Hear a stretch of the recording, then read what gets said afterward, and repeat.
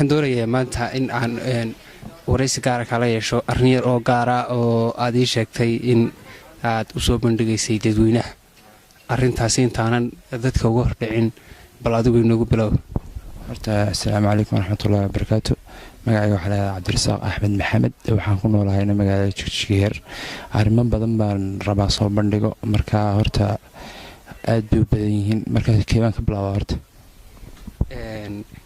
waxaa jirtay in mar dhexdii ahayd waxyaaba badan baynu ka wada hadalay, marka waxyaabaha waxaa ka mid ahaa arrimo xasaasiya.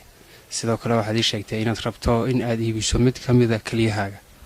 arrintaa lafteedan doonayaa in aad dadweynaha iyo adigaba faahfaahin dheeraada naga siiso.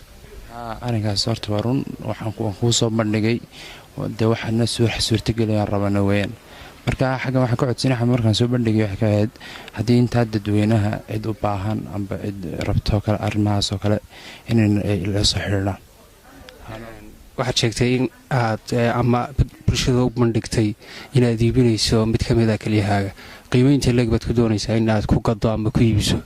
adigu marka hore qiimaha ilaa aduu $150,000 markay ku bilaamato aduu ilaa $130,000 agaarkaasaan rabay ku iibiyo.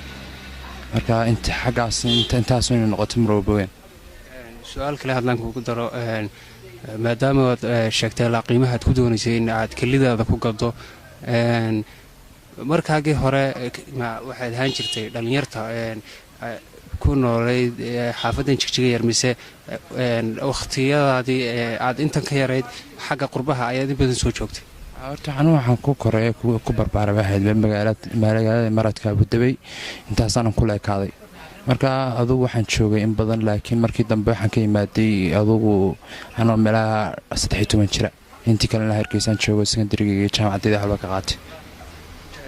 ma jiraan waxyaabo kale oo waxaad sheegtay inaad doonayso in sidoo kale waxyaabo kale aad u soo bandhigto bulshada? waxyaabaha kale balnala wadaag. walaal waxyaalo badan baa jiray, laakiin iminka dee waxaan ka oran karaa horta iminka arrinkan u duubay videogaas arrinkaas ahaa. marka arrinkaas mar horta bandhigaya ayse noqotaba waxyaalaha dambe dee marka dambe iman doonaan. horta qodobkaas ugu horeeya.